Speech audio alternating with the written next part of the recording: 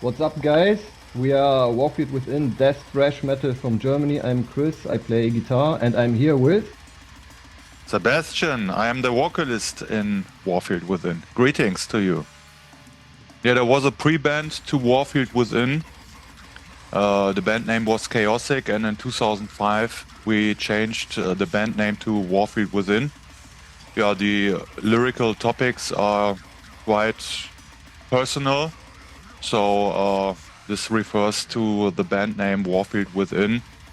And yeah, that's what we're doing. There are a lot of bands like Cannibal Corpse doing this gore stuff.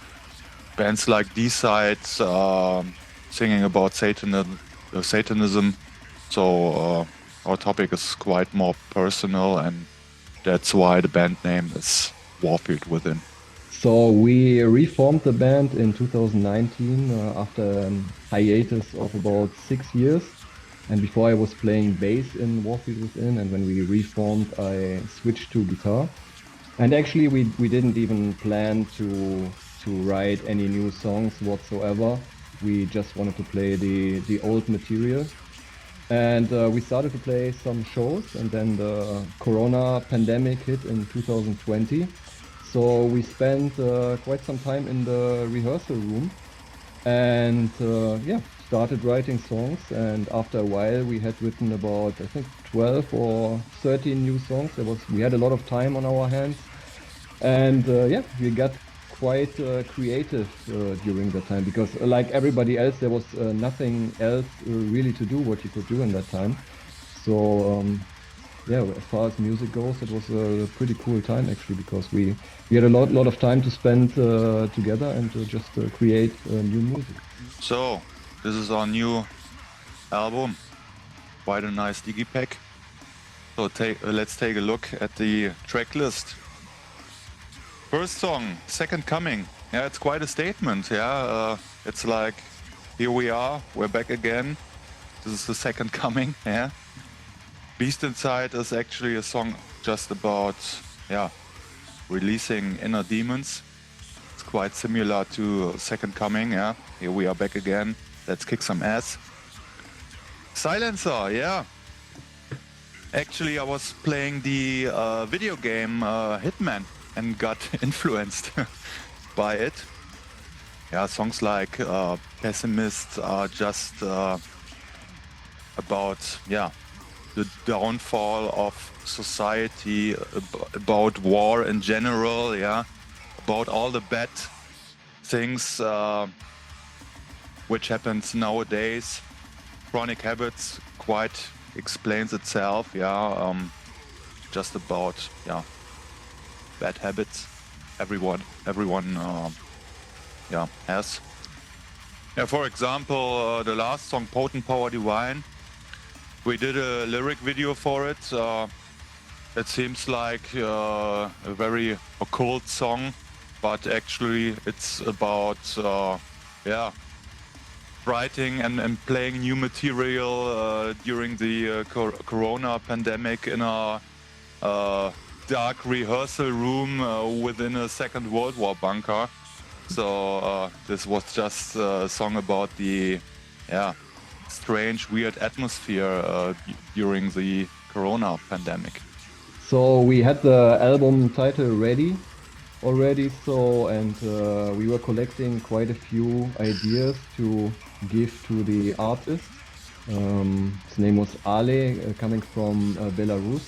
Just collected some ideas and presented it to them, and that was the result that came from him, and we were very happy with the cover artwork as well as the whole CD artwork and booklet.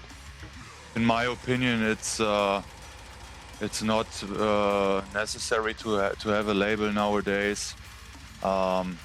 We just like to be in control of our own music, and it's only useful to have a label if it's a bigger label, and they work for you. And in our opinion, quite a lot of labels just limit your opportunities because they try to decide what you have to do, and we just like to be independent.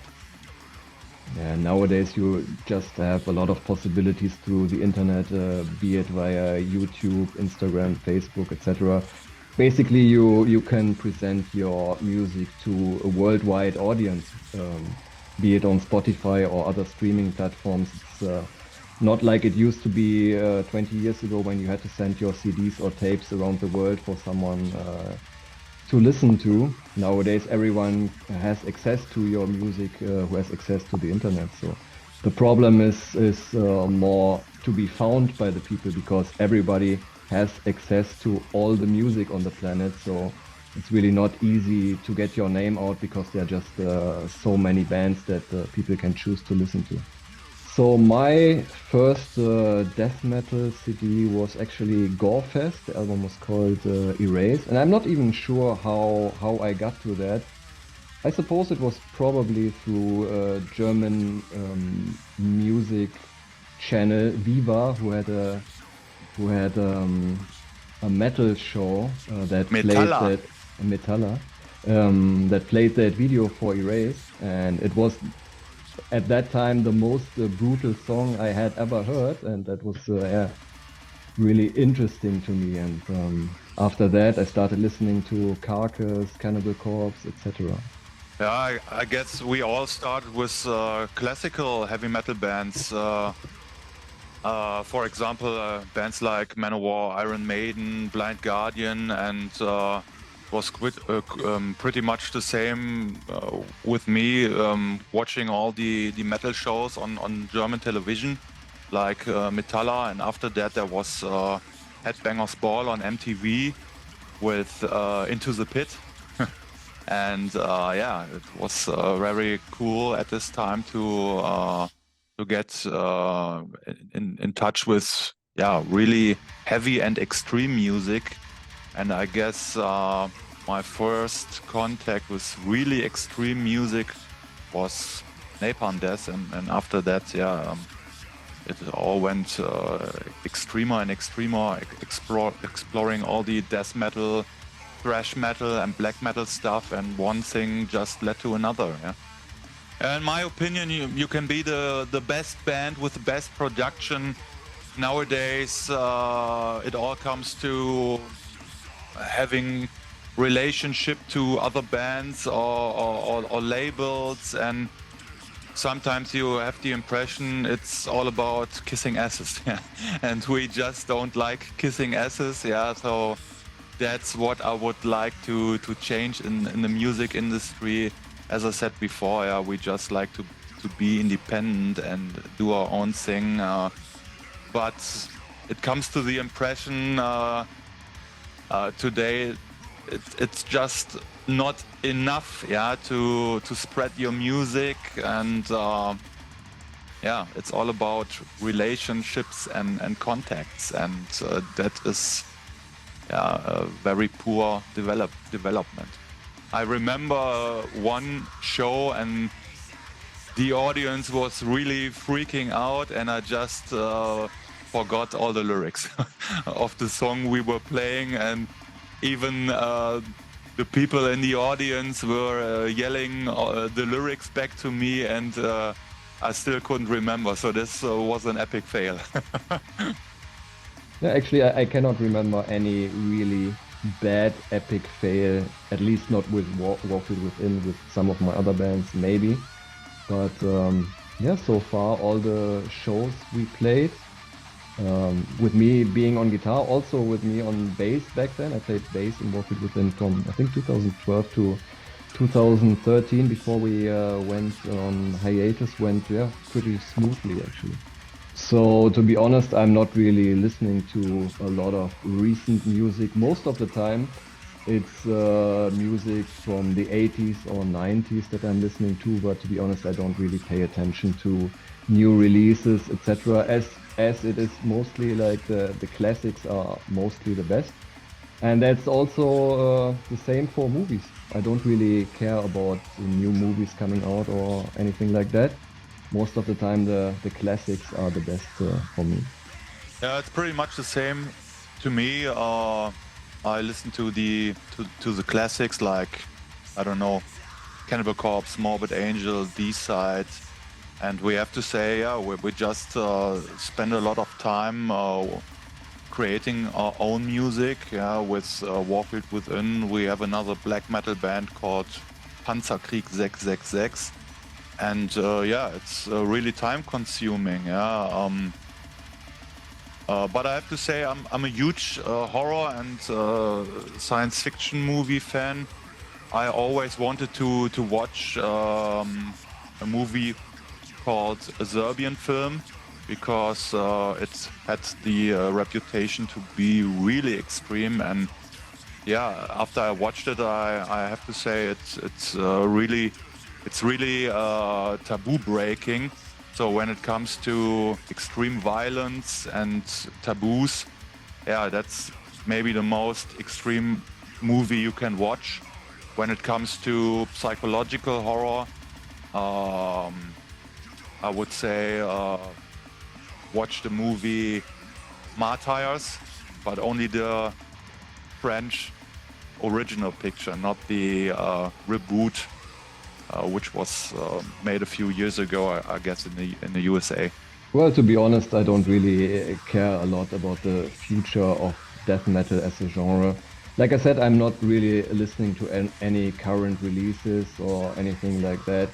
I'm basically just interested in creating our own music and everything else happening around that. And that's it. Yeah, as we said before, we're more into the classic releases like Carcass, Cannibal Corpse, Morbid Angel, Napalm Death, stuff like this. And yeah, in our opinion, it's just all said and done. Yeah, so this is maybe the main reason why we're not listening to current releases, and we're more into creating our own stuff. Yeah, it's much more interesting than exploring new extreme death metal bands.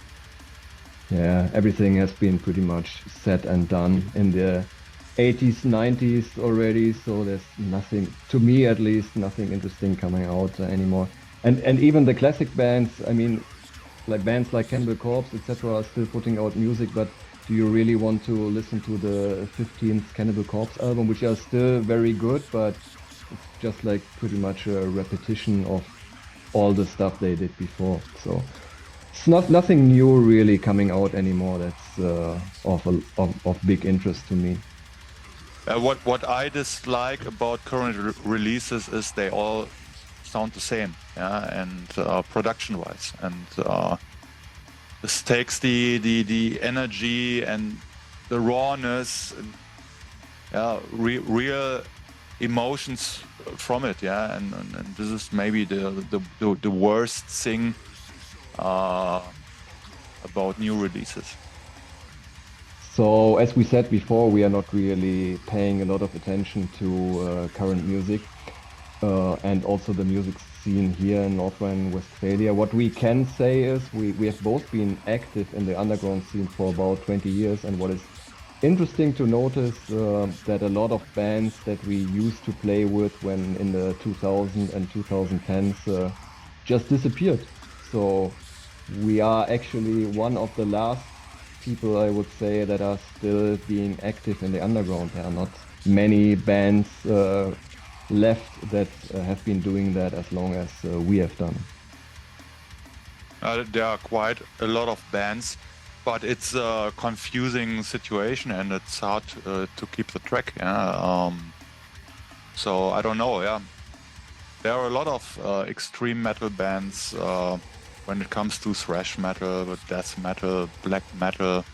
But yeah, we just keep repeating ourselves. Yeah, we just try to focus on our own thing, and we're not kissing asses. Yeah, when it comes to playing shows. So when we're getting asked, do you want to play there, and all the conditions are fine to us, okay, then we play. Yeah. But as a whole, the whole situation in North Rhine-Westphalia is very confusing because there are so many bands. You have to keep in mind North Rhine-Westphalia is the state within Germany with the highest population, and maybe this reflects to the underground metal scene. Yeah. So my favorite death metal album of all time is probably Carcass Hard Work. So was one of the first death metal albums I ever listened to. I think I got it in probably 1996, I would guess. And I was just blown away by that record. The songs themselves and also the guitar playing, also the production had really had a top-notch production and also stand the test of time. It's still sounding great today, and and of course it has been a very influential album to the death metal and the melodic death metal scene. Bitch. For me, it's a very hard question to answer. I remember when I was, I don't know, 15 or 16 years old, I bought the Napalm Death bootleg live album. I guess it was a live bootleg taken from a show in Japan. And